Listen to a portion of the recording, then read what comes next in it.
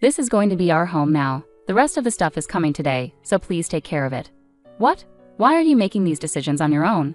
Oh, by the way, Anna is coming too, so make sure to welcome her. I had noticed that my husband's family started visiting more often after we moved into the fancy high-rise condo, but I never expected anything like this. As soon as my husband came home from work, I asked him, "Is your mother and her family going to live here?" "Oh yeah, that's happening today, isn't it?" he replied casually. "What are you talking about?" I was shocked. "Didn't I mention it? They're moving in with us today." "Haha," he laughed, not realizing how upset I was. I was speechless. "Don't just stand there. Get ready to make dinner. We're celebrating today." At that point, I was furious. How could he think this was okay? "We can live here because of me, you know," I said. "What are you talking about?" "That's not true," he argued back. As we were talking, my mother-in-law arrived. "If you hate living with us so much, why don't you just leave?" she said, throwing an envelope on the table. "What's this?" I asked.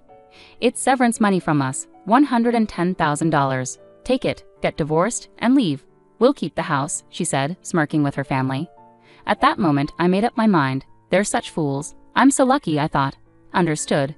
I'll leave right away," I said. I quickly packed my bags and left the house, feeling overjoyed. But this wasn't the end. I couldn't stop laughing, thinking about what would happen to my in-laws next.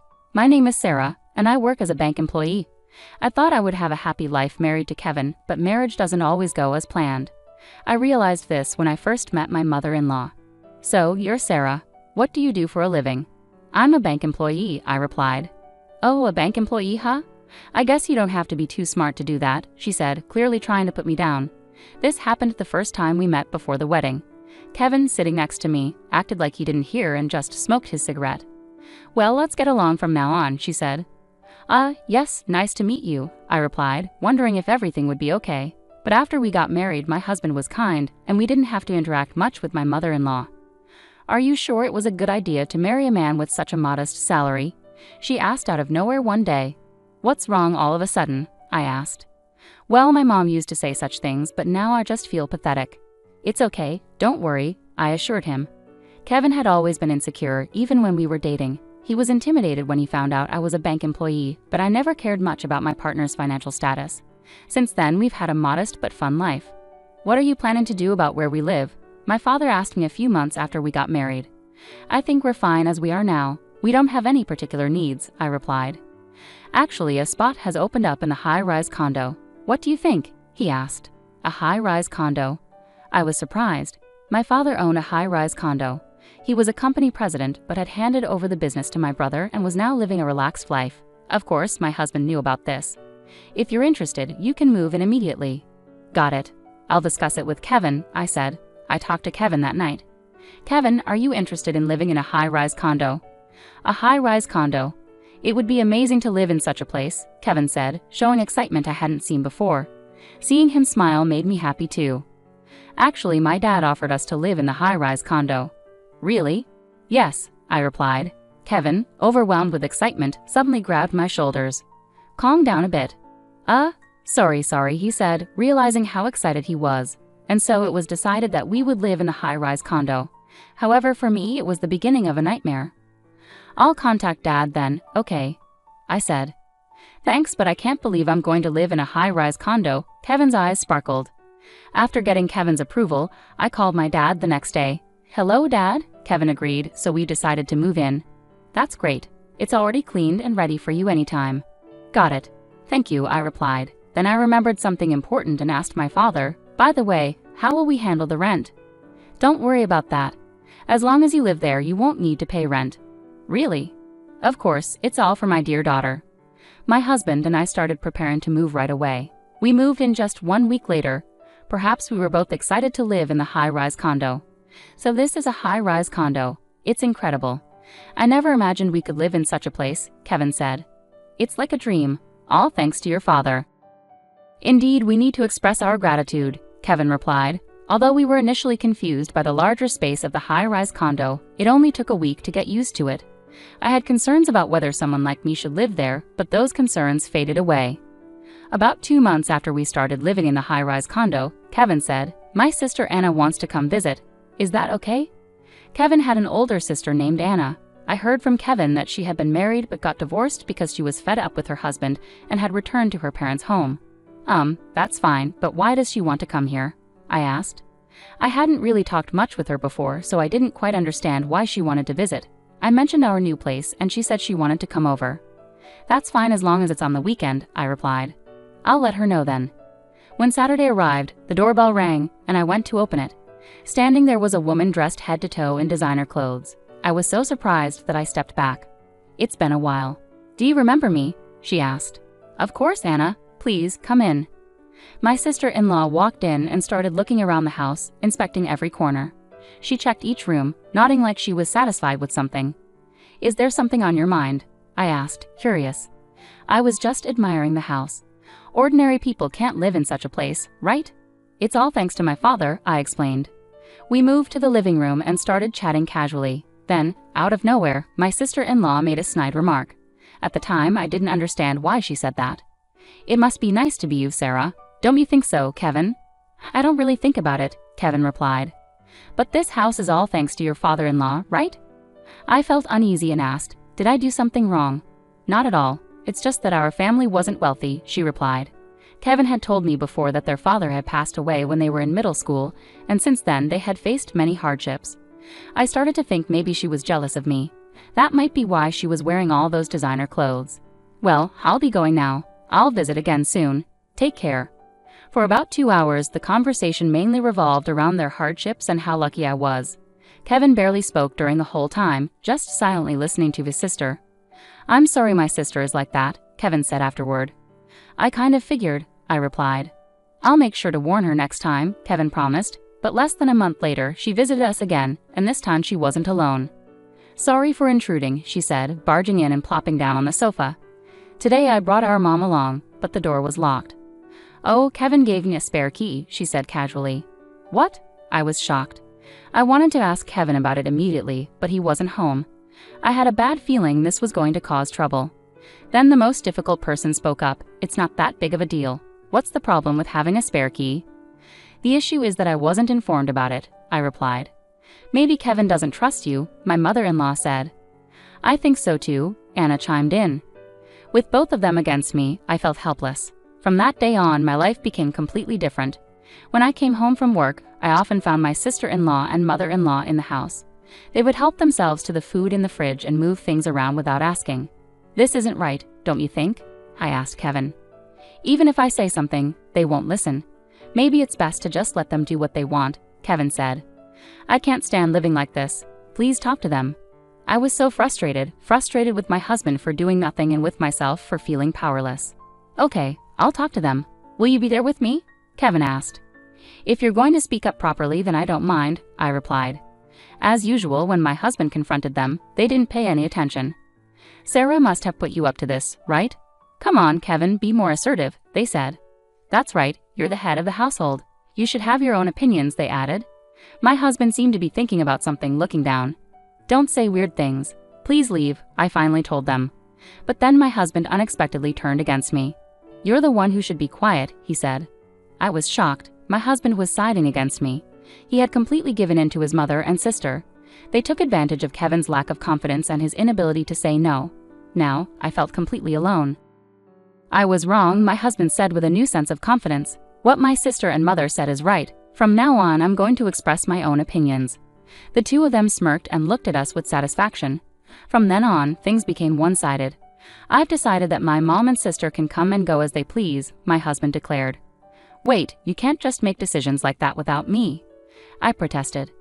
The decision is made, and you have no say in it, he replied, ignoring my concerns. His mother and sister backed him up. Sarah, that's enough, they said. Kevin is the head of this household. As his wife, you just need to follow him. There's a spare room, right? My mother-in-law asked.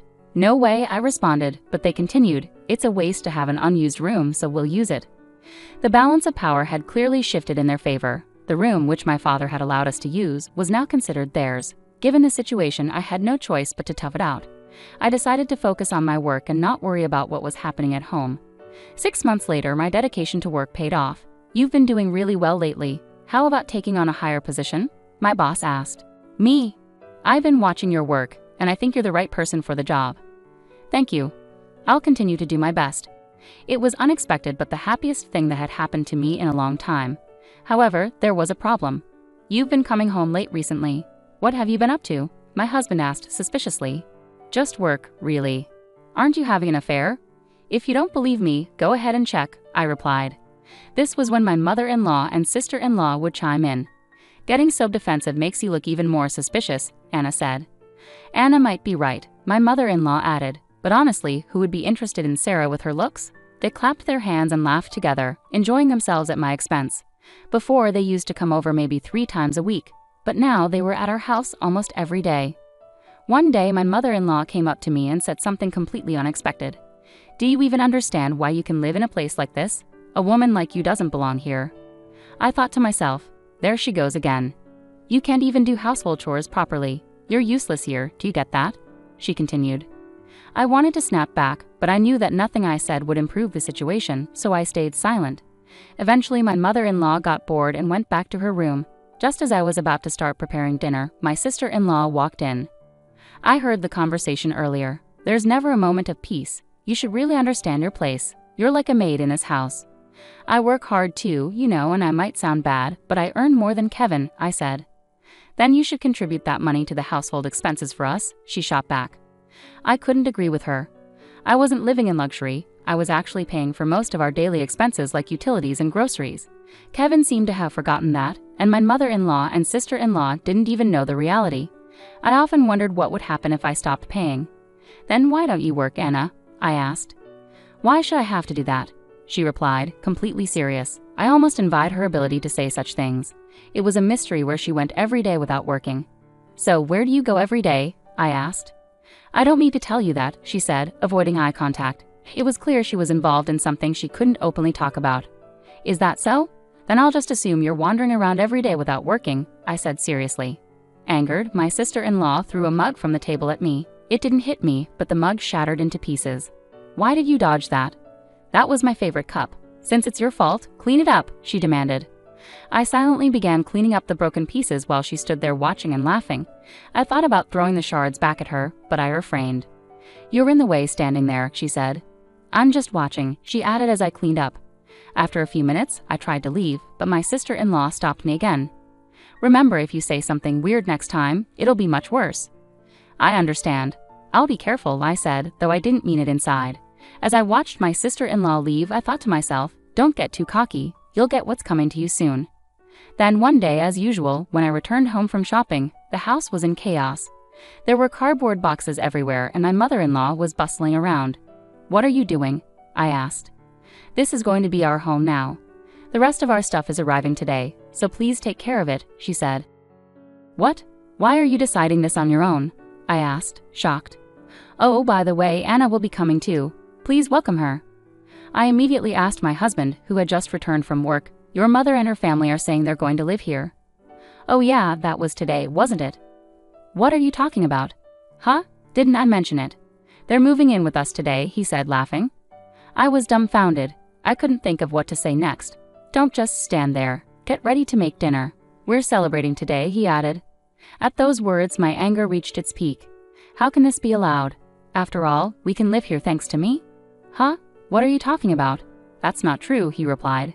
Are you serious? You're just obeying everything your family says, I said. What did you say? Say that again, my husband said, raising his hand toward me. At that moment, it wasn't fear that I felt. I was shocked at how much my husband had changed, going from unassertive to someone who might hit me. But I wasn't scared. I was in disbelief. Go ahead, hit me if you dare, I said. He slowly lowered his arm, apparently intimidated, but then started laughing. What's so funny? I asked. I just remembered why we got married. You should be thankful you could marry me, he replied, laughing. What are you talking about? You might not know this, but I married you because nobody else was interested. I didn't marry you out of love. It's annoying, but I did it because you earn more than me. That's what Mom told me to do, he said. Anger boiled up inside me. So that was the reason, I thought. He continued, since you're married to someone like me, it's only natural for you to contribute to the living expenses. Ever since we got married, I had always been the one providing the money whenever needed.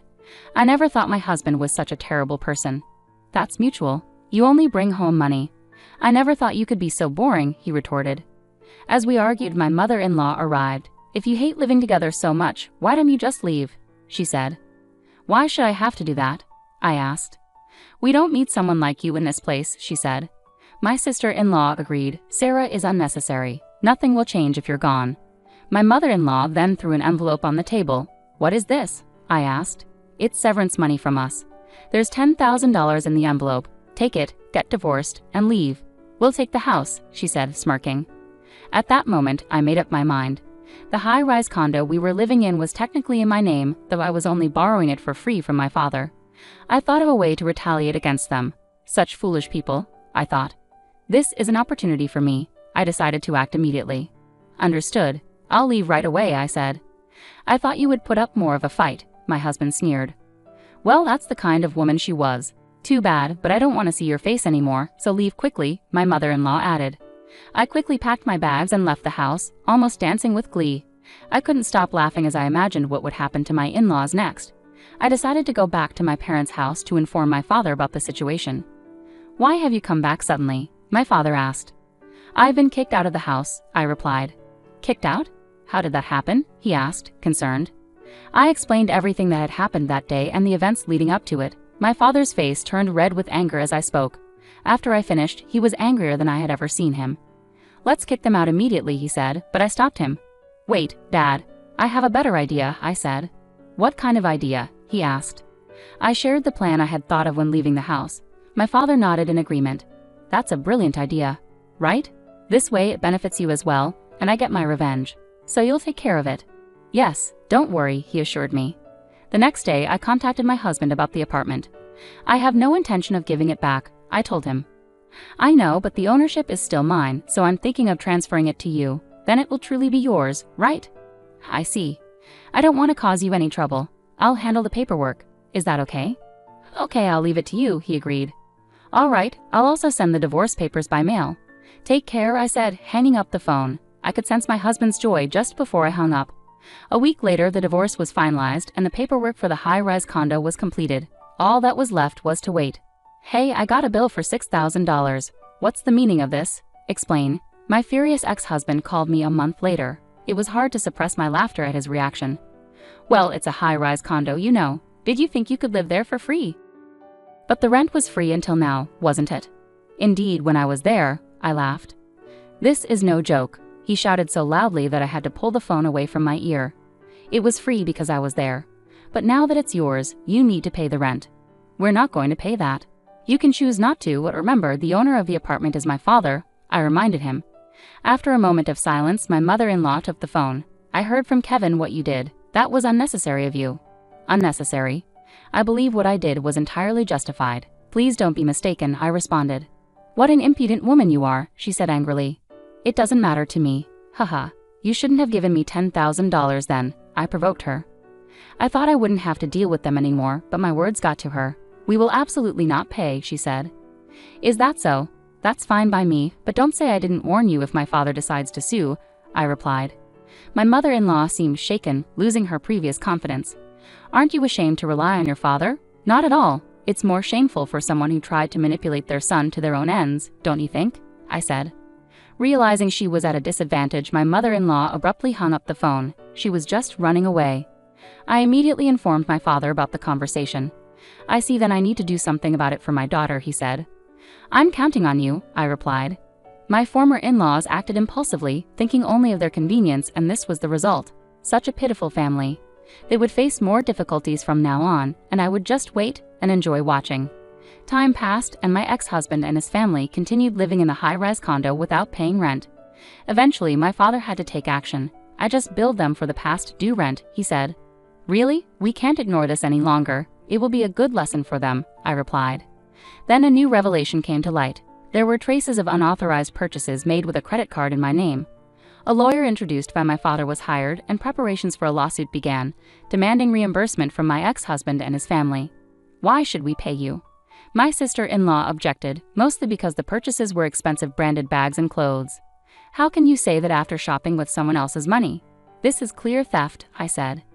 It's pathetic to fuss over such trivial matters. Besides, those purchases were made before your divorce, so I think they're invalid, she argued. Unfortunately, that logic doesn't apply. You and I are strangers now, I said. I don't care about that, she replied, but then she hung up, escaping as usual. However, they couldn't escape this time and had to make the payment.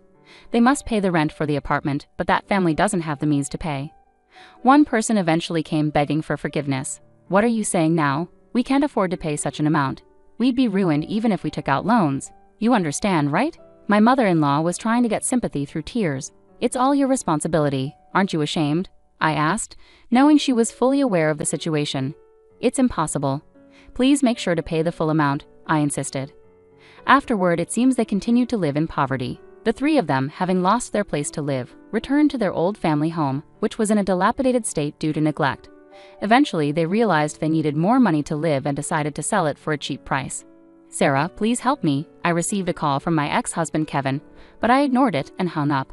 In the end, I was able to live in the high-rise condo they had left. Of course, I didn't have to pay any rent. My work was going well, and from now on, I would live my life putting my happiness first.